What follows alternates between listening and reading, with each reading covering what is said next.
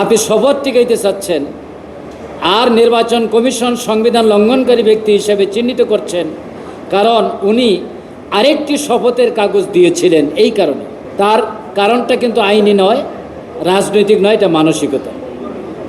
বাংলাদেশে 55 বছরেও এই ধরনের সুবিধাবাদী রাজনীতির মানসিকতার পরিবর্তন হয় নাই।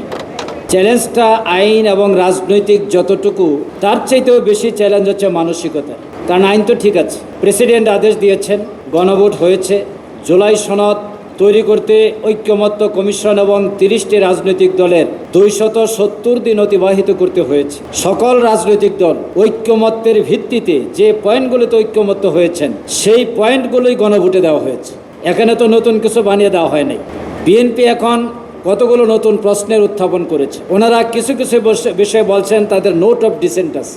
সিদ্ধান্ত যখন হয়ে যায়, যারা তার সাথে একমত হন না, সেটা নোট অফ ডিসেন্ট থাকতে পারে, এটা দোষের কিছু নয়। কিন্তু নোট অফ ডিসেন্ট কোনোদিন সিদ্ধান্ত হইতে পারে না।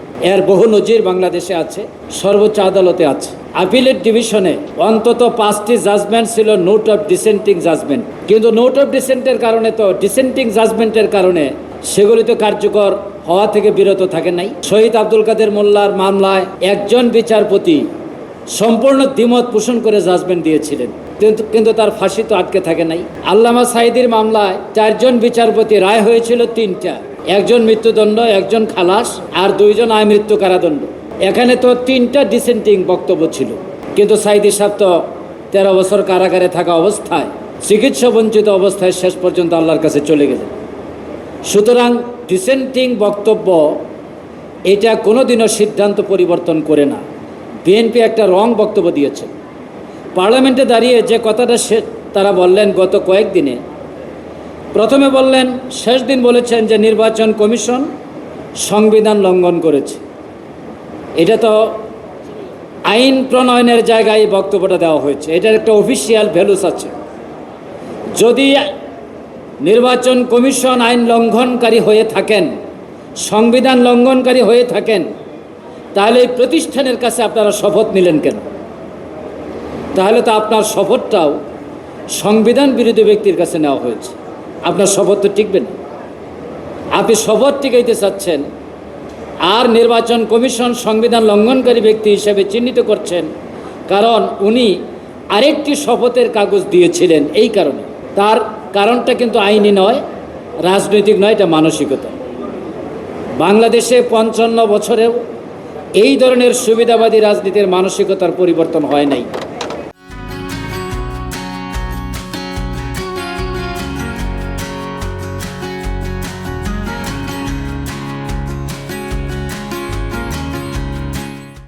বাহাত্তর সালের সংবিধান, এরপরে এটার কবর রচনা করা হলো 4র্থ সংশোধনীর মাধ্যমে।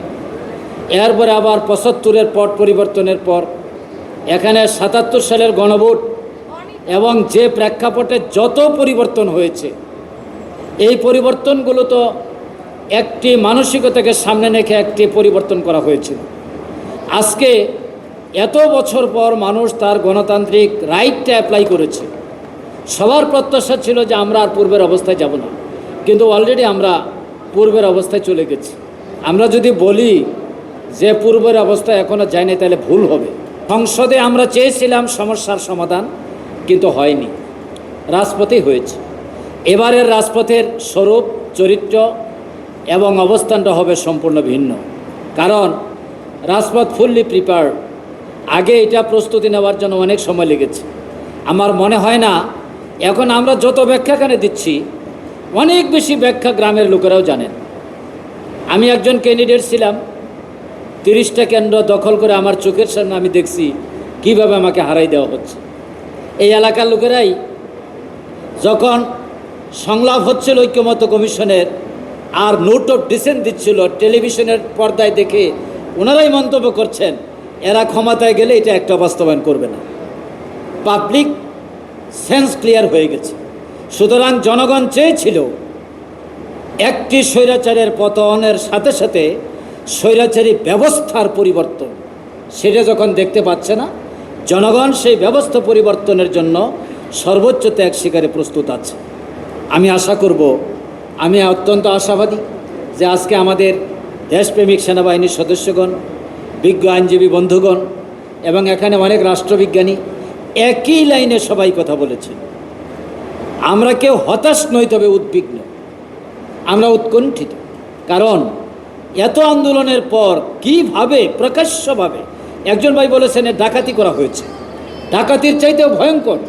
কারণ জনগণের রায়কে এখানে অবজ্ঞা করা হচ্ছে, অস্বীকার করা হচ্ছে এবং সাংবিধানিক ভুল ব্যাখ্যা দিয়ে জনগণের সাথে পুরা প্রতারণা করা হচ্ছে। প্রতারণার ফল কোনোদিনও ভালো হয় না। আমি বলবো যে এখনও সময় আছে।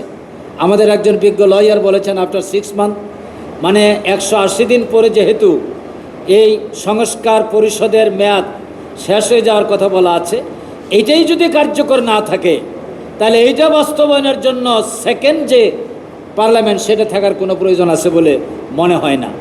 আমার মনে হয় যে এই 180 দিনের মধ্যে সরকারি দল তাদের সুবুদ্ধির পরিচয় দিবেন এবং সংস্কারের মাধ্যমে সংবিধানের যে বিষয়গুলো আছে সেটা জাতির সামনে তারা উপস্থাপন করে সংস্কার করে বাংলাদেশকে স্বৈরাচারের কবল থেকে, স্বৈরাচারী ব্যবস্থার কবল থেকে মুক্ত করবেন।